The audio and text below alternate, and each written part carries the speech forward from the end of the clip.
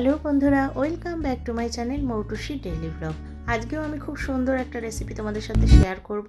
এর জন্য আমি নিয়ে নিয়েছি বড় বড় 5টা সরপুঁটি মাছ। এই সরপুঁটি মাছগুলোকে ভালো করে হলুদ লবণ মাখিয়ে আমি খুব সুন্দর করে তেলে ভেজে নেব। আমি এর জন্য 1 চামচ হলুদ 1 চামচ লবণ দিয়ে দিয়েছি, আর মাছগুলো ভালো করে মেখেও নিলাম। এইবার তেল গরম করতে দেব, তারপর আমি খুব সুন্দর করে লাল লাল করে ভেজে নেব।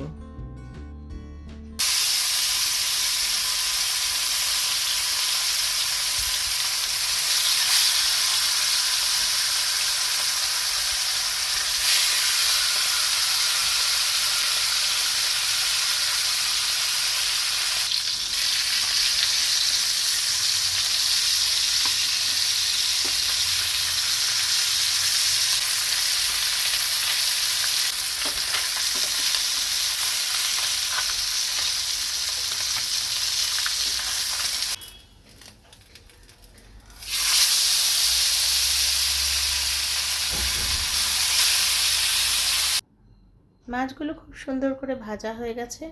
এবার আমি একটা প্লেটে তুলে নিলাম।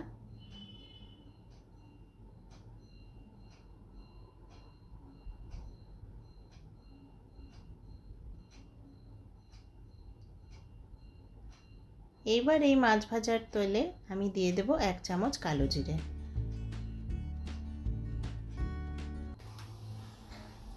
তারপর দিয়ে দিলাম আমি কেটে রাখা পেঁয়াজ।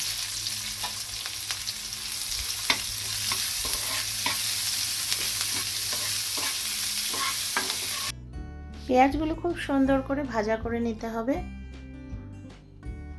পেঁয়াজটা ভাজা হয়ে গেলে আমি একটা মিক্সির বাটিতে 2 চামচ পোস্ত, 2 চামচ সর্ষ, 4-5টা কাঁচা লঙ্কা দিয়ে বেটে নিয়েছি, ওটাও দিয়ে দিলাম।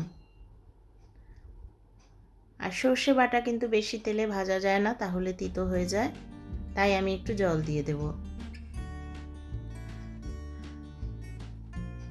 এই যে জল দিয়ে দিয়েছি। এবার একটু হলুদ লবণ দিয়ে দিলাম।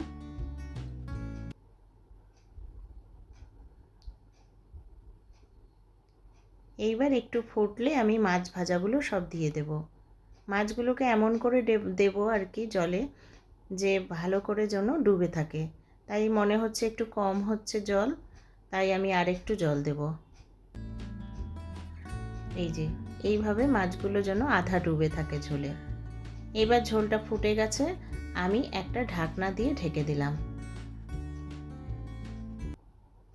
10 মিনিট পরে ঢাকনা খুলে দেখলাম সরপুঁটি মাছের পাতুরি কিন্তু আমার একদম রেডি। তোমরা কে কে এইভাবে রান্না করো? যদি না করে থাকো এইভাবে একদিন রান্না করে দেখো।